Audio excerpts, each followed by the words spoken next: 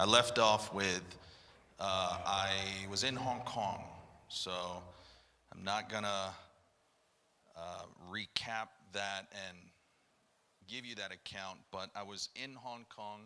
We were forced out of China, trying to get back in China, didn't work, and it's really looking like it's time for plan B. What I wanted to do before I get into Cambodia and kind of give that experience, I have a picture, the first one, we could put this up. And I really wanted to do this. These are the 4 couples that are out of this congregation that went to China. So not only the husbands, but these are the wives that went. And I just wanted to take a second, and I really wanted to honor these couples. These are homegrown couples that really gave a chunk of their lives into this nation. And there's a lot of, things that we don't see here in America that especially these wives had to go through. So why don't we just give God praise for these couples here and thank God for them. And I remember being in China. I was at the China conference. I'm hanging out with Tony and Marina. And we're sitting there, and in my mind, I'm thinking, wow, here are Mexicans from El Paso in communist China reaching Chinese people. I mean, that's like, only in the fellowship you hear something like that. So, was in China, was forced out, and we're trying to come up with plan B. What are we going to do? What I can say about Cambodia, this really was a nation I really felt was in my heart for a long time, even before I went to China. Now, China, I believe, was valid. And I remember talking to Pastor about this. Sometimes I feel like my mind is everywhere. I feel here and there. And, God just kind of deals with us in different ways. What was interesting about Cambodia is, many of you guys know this, me and my wife are both half Asian and half white. So I'm half Korean, half white. My wife, when I first met her, I actually thought she was, Mexican, Puerto Rican, something like that.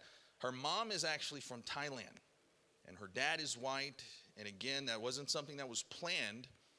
When we got to Cambodia, we didn't realize this at the time. We get to Cambodia, her mother does a DNA test. Her mom's from Thailand. Thailand borders Cambodia. And come to find out, ethnically, her mom is actually Cambodian. So we had no idea. And so that means my wife is half Cambodian, half white, and that means my kids are 25% Korean, half white, but then 25% Cambodian. So this was huge to us when we got there. And the funny thing was, I remember my kids going around telling everyone, "Hey guys, we're Cambodian. We're one of you." And I remember the Cambodians kind of like, you don't look like us. So anyway, just kind of a little bit of a backstory there with that and just the connections we had with this nation.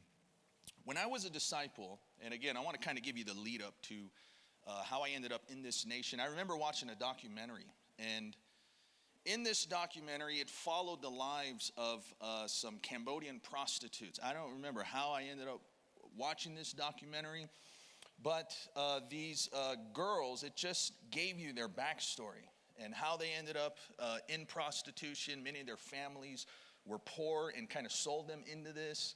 And these girls, they're broken. They're cutting themselves. They've got diseases, and HIV is rampant in this nation. They come from very poor parts of Cambodia. And I remember watching that, and the thought that kept hitting me is, man, the only hope for people like that is the gospel.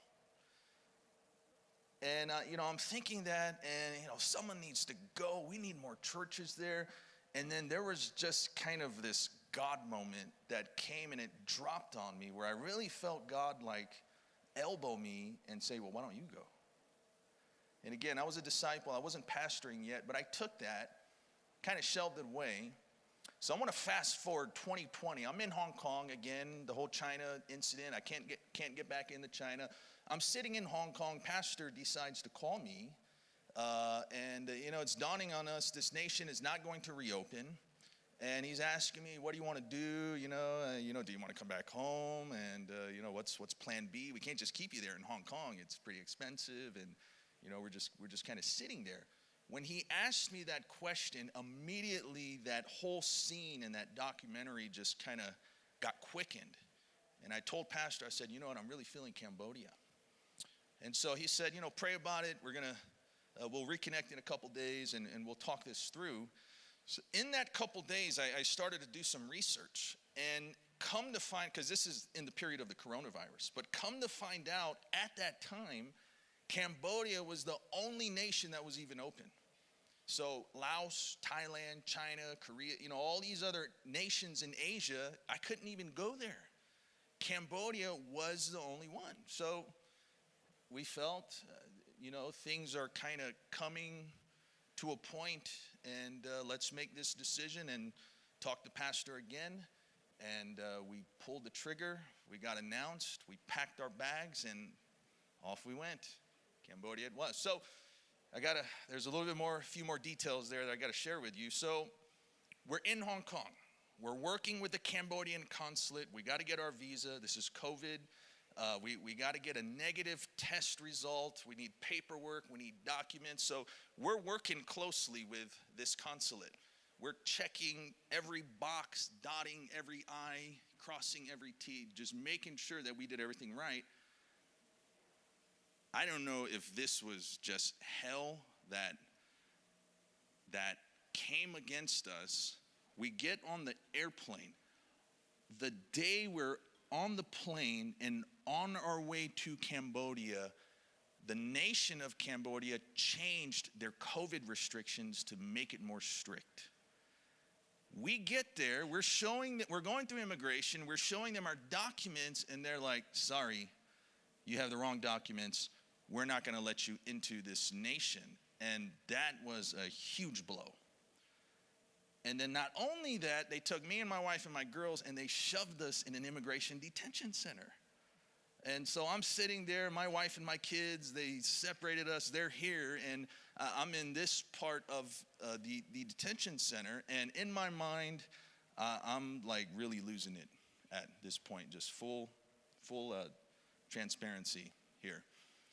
I'm in there, and there's everyone in there, they're in there as criminals. There's people in there for smuggling drugs and people that are in the country illegally. And so I'm in here with these people, and it's funny. They're like, what are you in here for? I'm like, I'm in here as a missionary. And so, but I'm in there, and I'm having these mind battles. And I'm really, in my mind, I'm like, man, I don't need to go through this. This might sound kind of harsh, but in my mind, I'm like, man, the heck with this place. I don't need to put up with it. I'll just go back to America and live my life and just move on from this. So these are the thoughts that are swirling in my head, and they allowed me to have a few phone calls. I pick up the phone, I call Pastor, and I don't know if Pastor remembers this conversation, but I'm just kind of laying out my emotions and what I'm feeling. And I want to tell you, Pastor, those words that you spoke, really, it was like a cloud that just lifted over my head. And you gave some very wise counsel. And so I kind of rallied myself on the inside and said, okay, well, we're going to go back to Hong Kong. We're going to fix our documents and get what we need to get. And we're going to re-enter this nation and do what God has called us to do. So I'm sitting there. We could put up this first picture. And again, I don't know if this is like a God moment. There wasn't a lot to do there in this detention center, but there was one book, and it was this one, and it was about a 13-year-old Cambodian prostitute. And again, she's just writing this book, and she's giving her life. And so I'm like, well, I don't have anything else to do in here, so I'm just going to read this book. I read this whole book while I'm sitting there, and this girl is just telling her life. Poor village, just like that documentary that I had watched many years ago. Family took her, poor family, sold her into prostitution. And at some point in this book, I'm like, okay, there's got to be a happy ending. There's got to be like a savior, or maybe she gets saved. Maybe a missionary comes, and I'm just waiting for that part of the book to come, but it doesn't.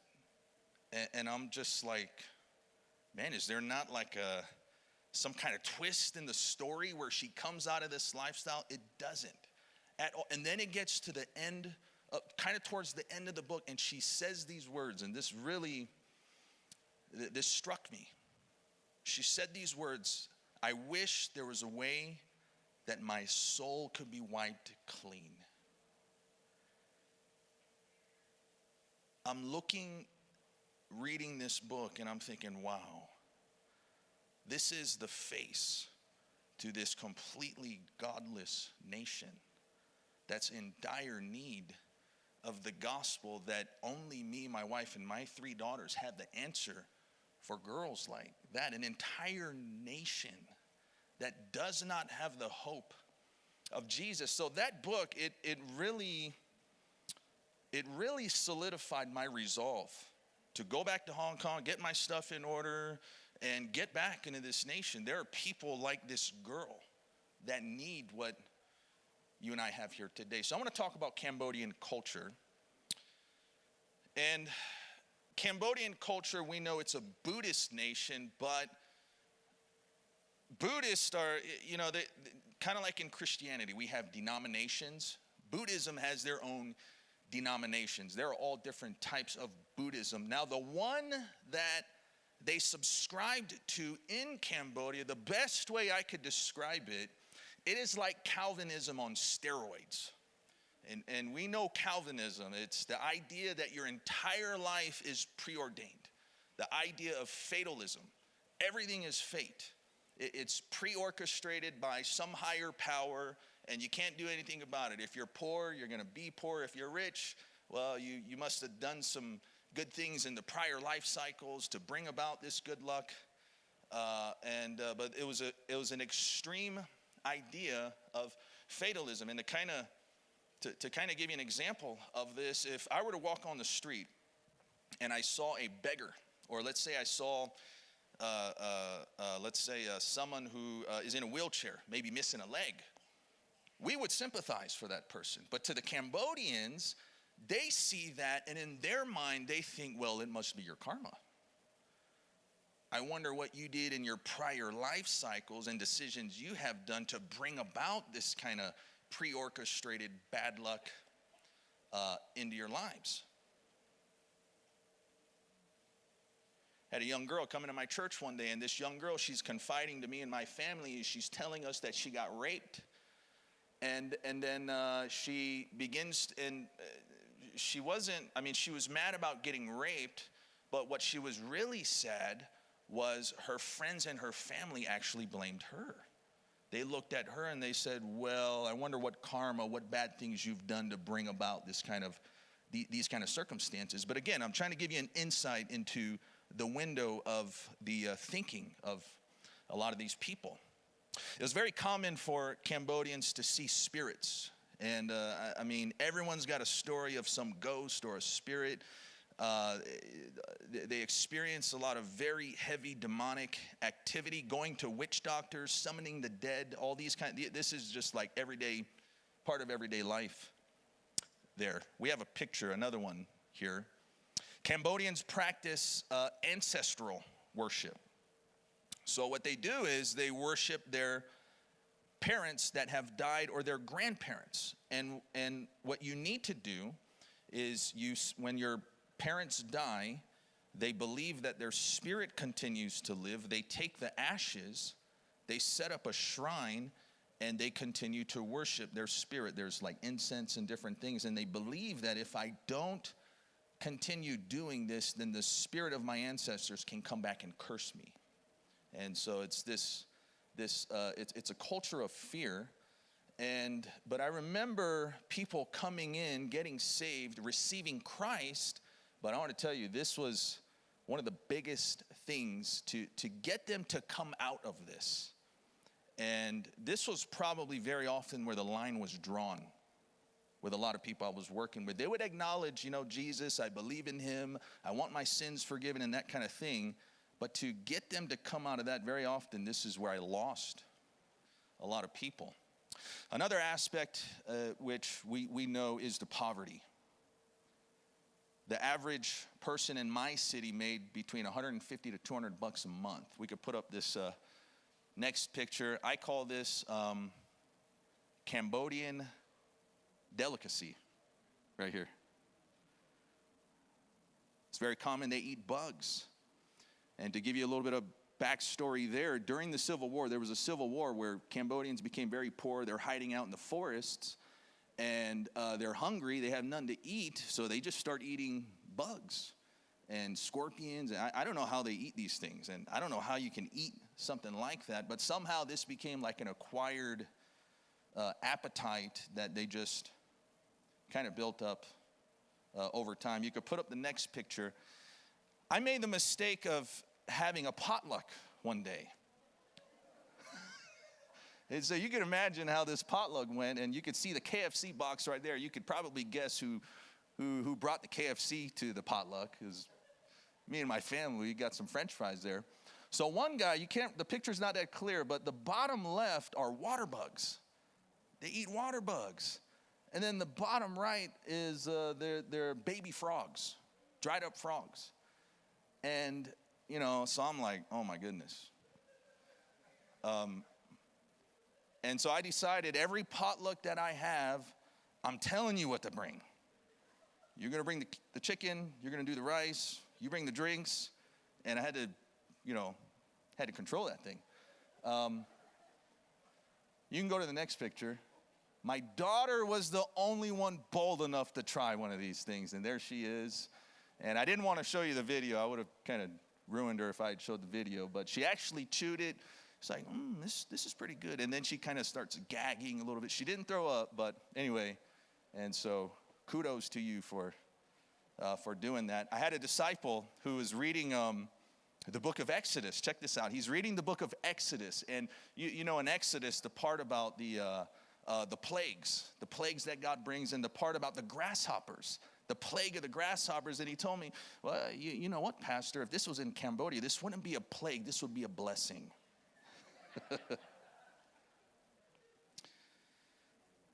And then the other aspect, I would say, this is a very war-torn nation. You could put up this next picture. Many of you've probably heard of the Khmer Rouge. This was a communist dictator. His name is Pol Pot. In the 70s, he wiped out 25% of this nation.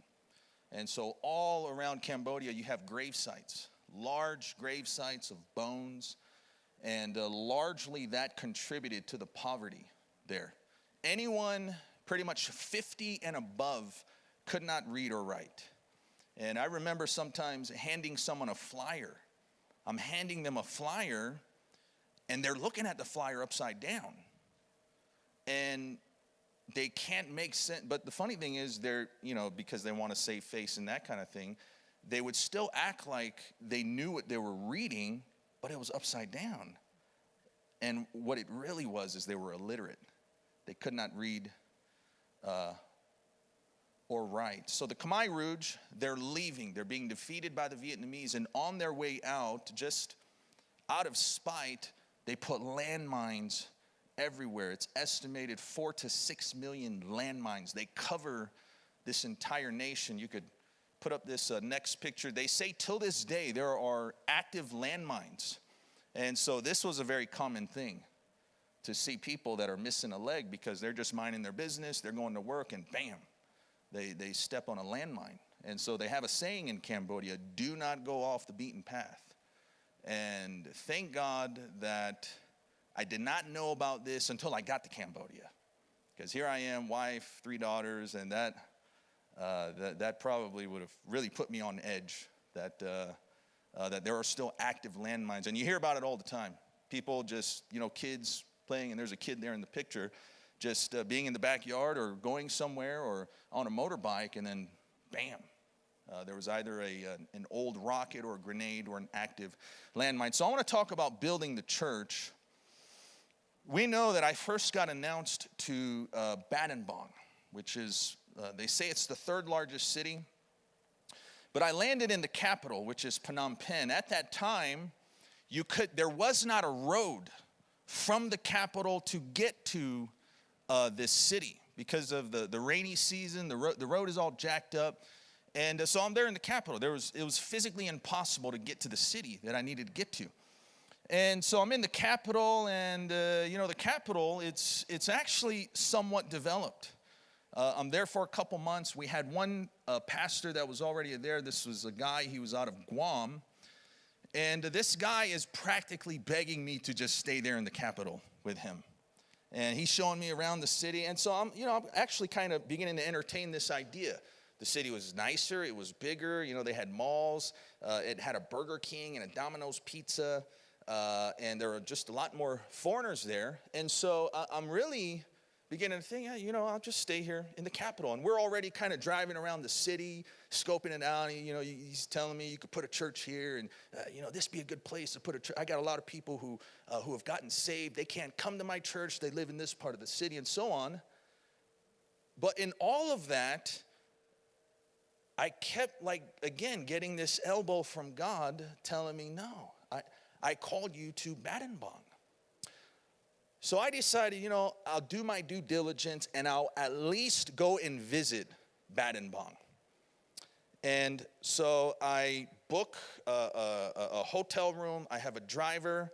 We go. But on my way to Badenbong, I'm telling God, I'm like, okay, God, you're going to have to give me a sign from heaven, something.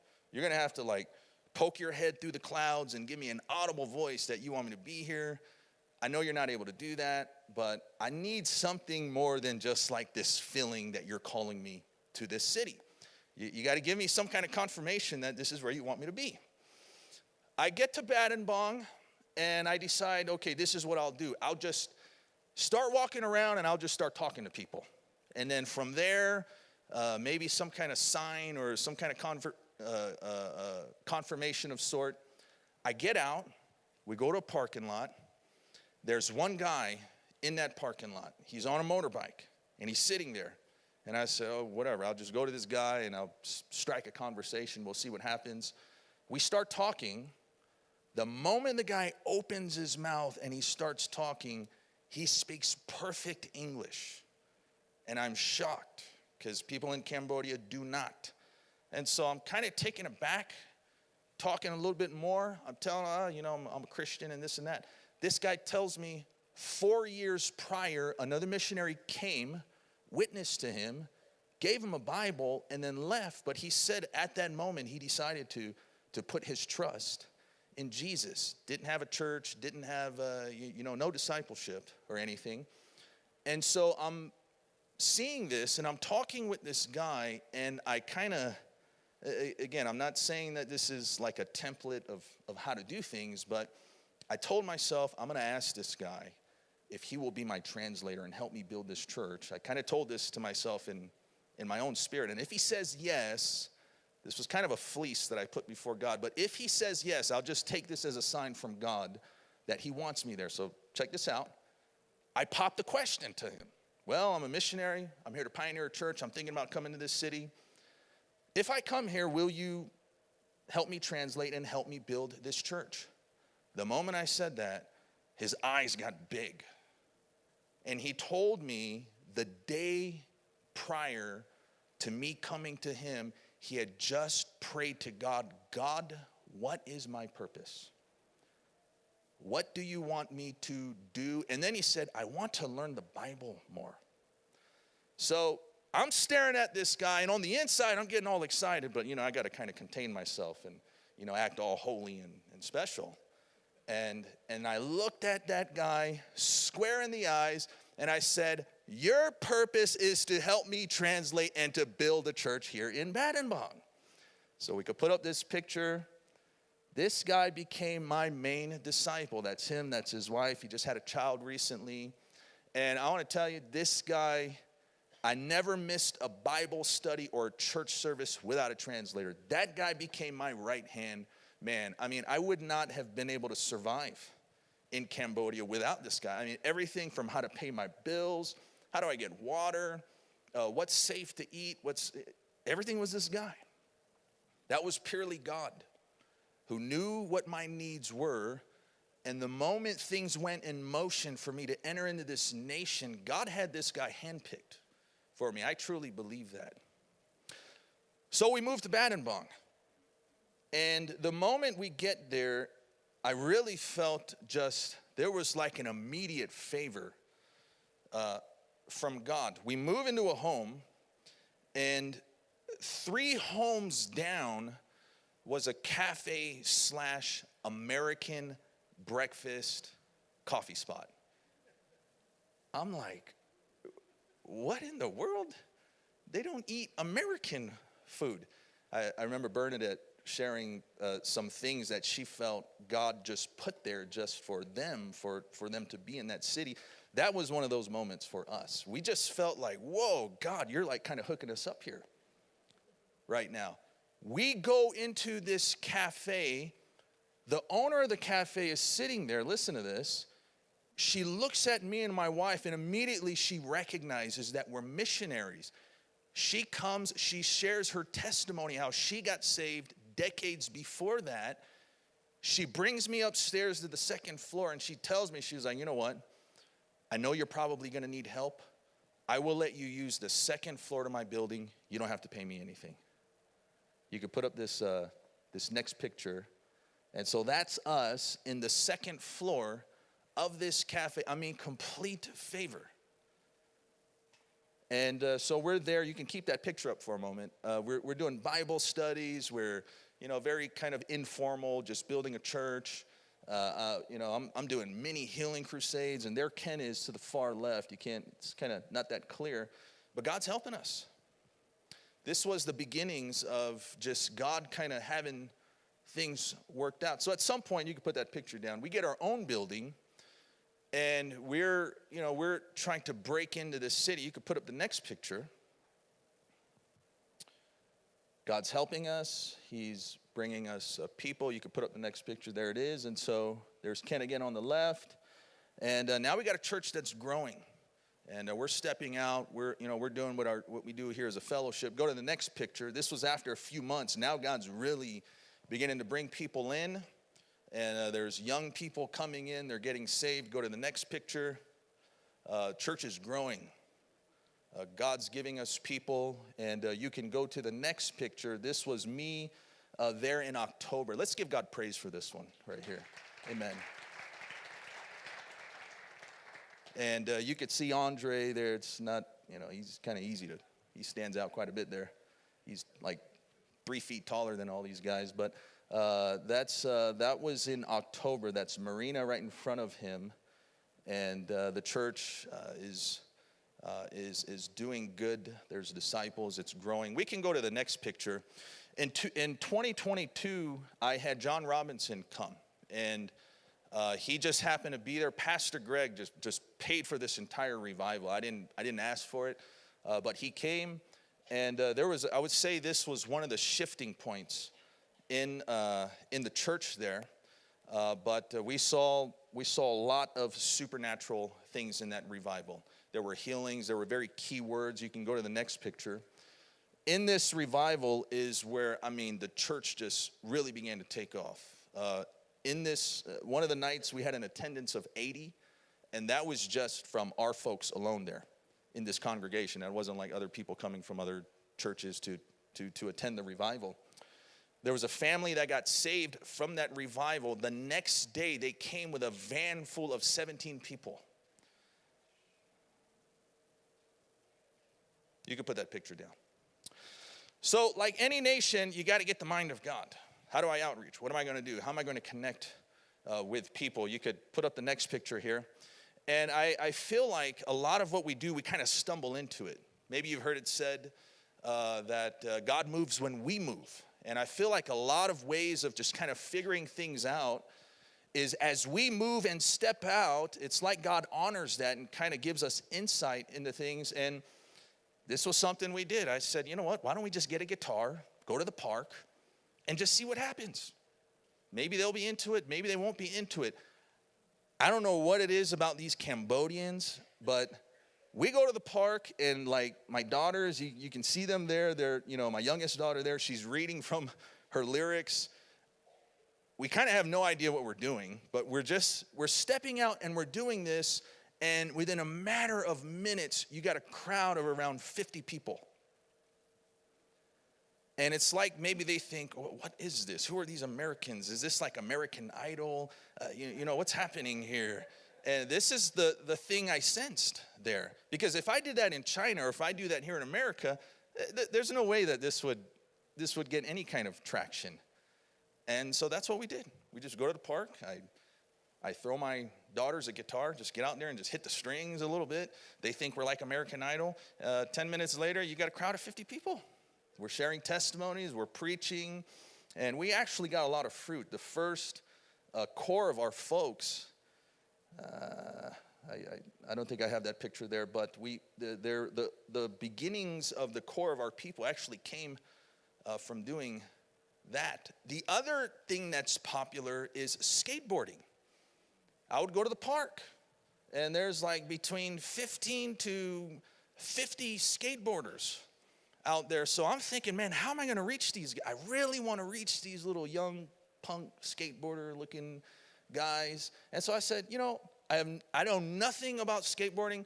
I'm going to put on a skateboard competition. You could put the picture up. We modeled the skateboard competition kind of like a 3-on-3 how we do here. I did it on a Sunday evening. I made all the people register, sign. I brought them in. If you're going to be a part of this competition, you're going to have to hear me preach for an hour. And here they are. We had 40 skateboarders there. And that was the first competition. So this was something I began to do periodically. Out of the 40, you can go to the next picture, I would say about 10 of them began to come to church. And out of the 10, 3 of them really became disciples. It's the arrow that I have down pointed there. This was a Cambodian men's rally that we began to put on. But from that very first skateboard competition, these men really got saved and converted out of that. And they're still in the church today. The other thing we did, what we did in China, we taught English. And so you could put that down. I met another missionary. He's out of the Assemblies of God. But this guy was having a revival. And he was running a church of about 200 people. And I'm just connecting with him. Hey, what are you doing? And so on. And he said, I just taught English. I just have these little Bible study / English lessons. I took all this guy's material. And to the T, I followed his model in what he did. And so you could put up this next picture. So we would do these little English clubs. And so we had several different classes based on the level of your English. I just took this guy's model and just followed it. All of the off nights. So Monday, Tuesday, Thursday, and Friday, we would have these lessons. And the crazy thing is they're learning the Bible. They're learning where does sin come from. Who are Adam and Eve? Where did we come from? How did sin enter the world? What's the solution to sin? You could go to the next picture. And here's my favorite English teacher right there. And so my kids would be in there, and they're there. They're teaching English.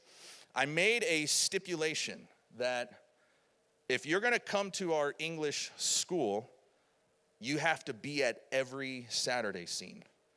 And so I even created like a certificate, and I made this like a legit English course.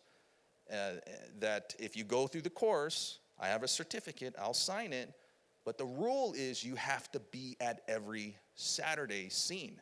And so you can go to the next picture. Here we're doing our Saturday scene. We would have an attendance of 40 to 60 students in there. They're hearing the gospel. They're seeing drama presentations. They're hearing testimonies. You can go to the next picture. And so I used this as a way of discipling my men. I had a rotation of disciples that would get up, they would preach. And here's one of my guys. He's pulling the altar call. So I want to talk about disciples for a moment.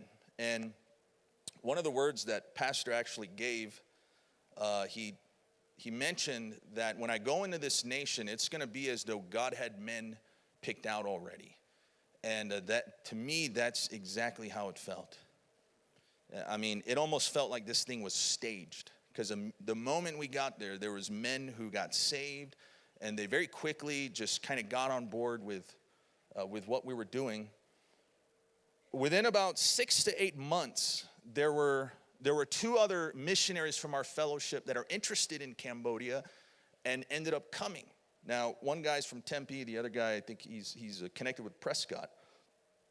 But before they come, they're like, hey, because I was kind of the man on the ground at the time. And they're, how's it going for you? I'm sending them pictures, man, God's moving. I'm showing them, the pictures of our Saturday scene and this and that. But in my mind, I'm like, well, I think this might just be a Baden-Bong thing. Because both of these guys, they wanted to go to different cities. And so, but I'm not telling them that because I want them also to come to Cambodia. So I'm like, man, God's going to move, bro. You need to come. And I'm selling them the Cambodian dream. But in the back of my mind, I'm like, well, I don't know if I got like some secret favor from God and, God is helping me and this and that. These 2 men come, and within a few months, they start seeing exactly what I'm seeing in Baden-Bong. So it dawned on me, wow, this is really a Cambodian thing. There was just a sovereign hand of God on this nation where God is just moving in a quick work. Disciples are getting raised up. There are churches there today that have not even been open just a few years, and there are door directors. There are men that are ready to get launched. So I start partnering with these men. They got disciples. We got disciples. So we start having men's rallies. We start doing area men's rally. You could put up this picture here. This was the very first Cambodian men's rally. We got 44 Cambodian disciples in this picture right here. Many of them brand new converts. You can go to the next picture. This was the picture I showed earlier. We brought 9 of our men to this men's rally. And so we're really working with the other missionaries. And so what we did was we hosted a men's rally on that side 1 year. The next year we would then host it on our side. And our thinking was very much kind of like how it was in China. 2 of these guys had spent time in China that were with me also in Cambodia. Is in these nations, I mean, in the snap of a finger, the government can just come in and just do things and everything can change. And so our thinking was, what, if we have men, we need to be laser focused on these men and raising them up. It's not like America where there's a Congress and things get voted on and that kind of thing. These are nations of dictators where they can make a law and in an instant things can change. So with that in mind, I put an emphasis more on the serious men's class over the Sunday school. The same exact thing that I did in China. That if I have men, I'm going to do a serious men's class. And I remember making an announcement for it Sunday morning, 8 a.m., my very first men's class. I had 7 young Cambodians come to that. And so that was a blessing to see. We could put up this next picture. The Malaysian rally, they also host a men's rally. And so I was able to bring several men. These are all men from Baden-Bong. And there, Pastor Richard Ruby was the guest speaker. He's there in the middle, and he actually kind of looks Cambodian. He's about their height. And so he kind of fits in there in Asia a little bit. But and you got men from all parts of Asia there. You got Indonesians. You got men from Thailand. You could keep that picture up for a moment. You had several Cambodians that were there. Now, what's interesting, I want you to capture this. With these men, this might sound kind of crazy. Half of them I couldn't even communicate with because of language barrier. And I'm having to work everything through a translator as I'm working with a lot of these guys. But that goes to show that this truly was a work of God. It wasn't a work of man. And I remember often we're sitting around and they're sharing their testimony. Even when they share their testimonies, they have to do it through one of my translators so I can understand it. But I remember just being blown away at their testimony. And they could pinpoint the day they got touched by God and all the little decisions that they made. And it truly is God at work in the background with a lot of things that I believe we don't even realize what's going on, that God was doing in these men. A lot of these guys, their testimony is that Jesus visited them in a dream. That very much is a thing in Southeast Asia. Young girl came into our church. She was from the English club, and she was telling one of my guys, she said, yeah, I had a dream that I was drowning, and a man in a white robe came, stuck his hand out, and pulled me out of the water. You can put that picture down. That night, as that girl came to church, I just happened to be preaching on Peter walking on water, drowning in Jesus coming and lifting him out. And so I'm preaching, I'm looking at this girl, her eyes are huge. And she got revelation, wow, that was Jesus that visited me in that dream. But that's just the backdrop of God at work in the hearts of people, even before we get there. God's already at work in these people. We could put up this last, this picture. This was the changeover service again with Andre and Marina. And again, recently I was able to go back, and that was the highlight for me, was going back. There are men in the church today, they want to preach.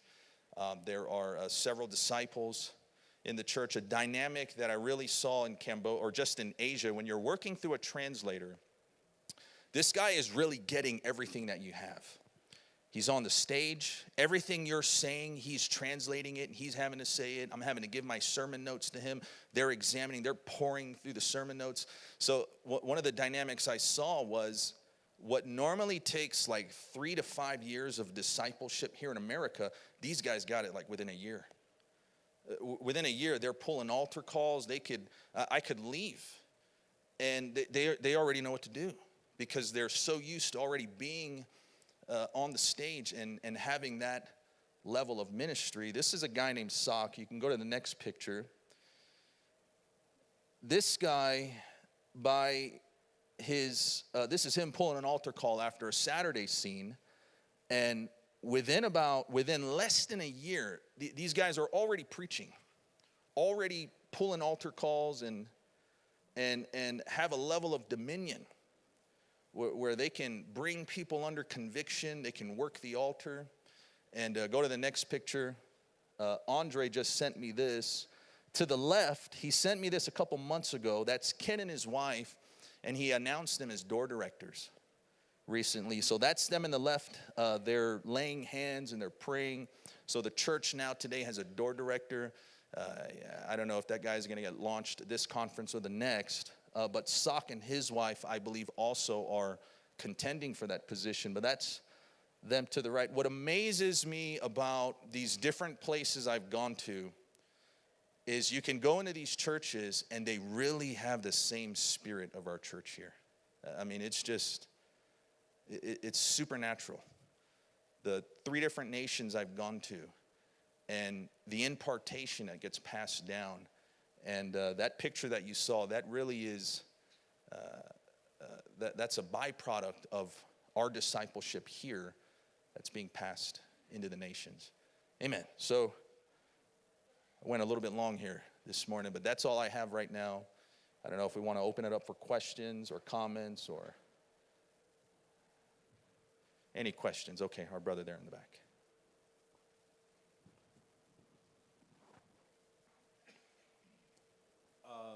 Well, just a question. What was the biggest, from day one when you got there, what was the biggest struggle for you? Was it the people? Was it your own mind? Was it, things like that? What was the biggest struggle when you first got there?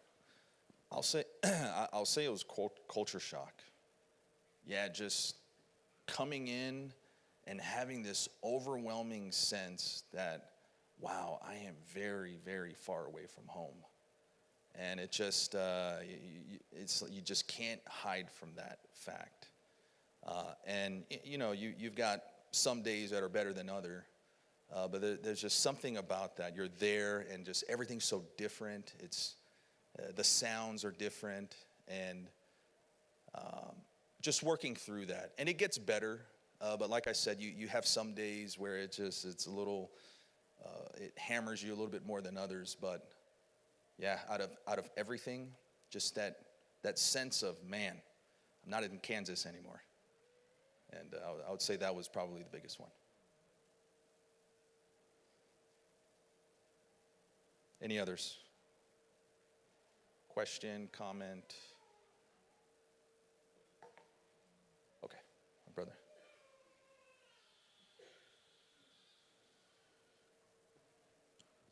Well, when, when God dealt with you about being a missionary or going to specific country, um, is it like, can you describe it as something that you just couldn't shake off? Like, just God wouldn't leave you alone, and because I know sometimes we get stirred sometimes in faith, but I know there's specific things that God will it'll burn in you, right? I feel like God drops the deposit. It's there. You know that it was from God. But it is very possible to shelve it, let it grow dust, kind of forget about it, and leave it there.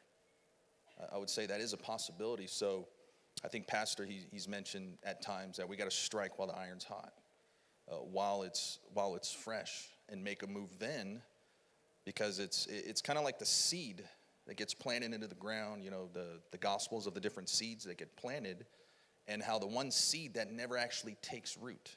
I don't remember which one that was, but there is a seed that never actually takes root, and it's kind of all emotions and feelings. And I think if we're not careful, if we don't strike while it's hot, it can end up being just that, just a seed that never actually takes root. We don't act upon it. So that is a reality. But I've had different periods of God dealing with me on things and getting me to act. And so I would say both are reality, I would say. Yeah. Amen. Any other questions today? Any others? Okay. I didn't see him. Okay. Pastor Nick, I was just going to ask you, and I wasn't clear, maybe you mentioned it, but did you actually have to go back to Hong Kong, or was it resolved? No, we had to leave. Oh. Yeah, we ended up having to leave, get that worked out, and then we came back into the nation. So that's what happened. Yep. Any others today? I think we're good. Okay, so I think that's going to be the last question. We're going to get started here in 9 minutes. God bless you. Amen.